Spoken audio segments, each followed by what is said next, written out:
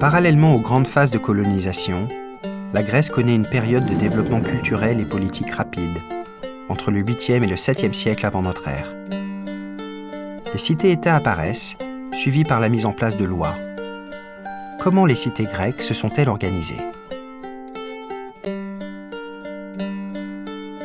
Selon la légende grecque, la cité serait le résultat d'une association de villageois dispersés, qui décident de réunir leurs institutions et leurs sanctuaires. Les villageois se dotent d'un passé mythique commun. Ils célèbrent le héros fondateur de la cité et adorent les mêmes dieux. En réalité, la cité se définit par une double délimitation. Délimitation d'un groupe d'hommes et délimitation d'un territoire commun, qui se compose de la ville d'une part et de la campagne d'autre part.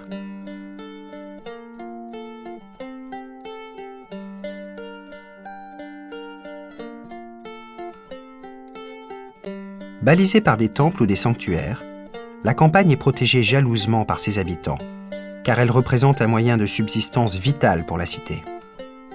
Indépendantes les unes des autres, les cités possèdent chacune son propre gouvernement, ses propres lois, ses propres dieux protecteurs, auxquels elles dédient de somptueux palais.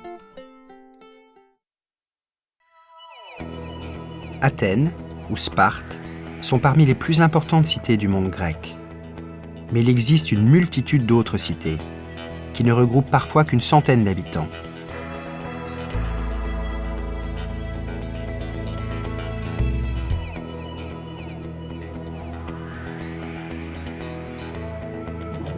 Peu à peu, les lois se gravent dans le marbre.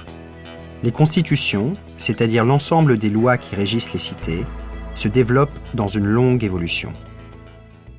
Pour la plupart des cités, le pouvoir n'appartient plus à des familles privilégiées, mais à des citoyens. Au 5e siècle, Athènes développe une organisation politique originale, la démocratie.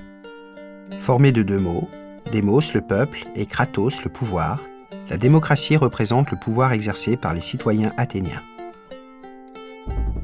À l'époque de Périclès, le citoyen athénien est un individu masculin, né de père et de mère athéniens.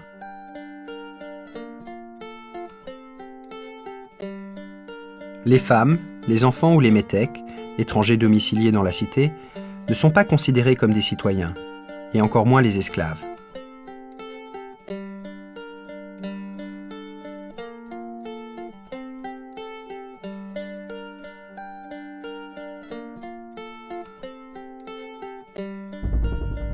À Athènes, les citoyens se réunissent en assemblée sur la colline de la Pnyx pour voter les lois, décider de la guerre et de la paix, ou ordonner l'ostracisme d'un citoyen, c'est-à-dire l'obligation pour un membre de la communauté de quitter la cité pour 10 ans, si ce dernier est jugé trop ambitieux et donc trop dangereux pour la démocratie.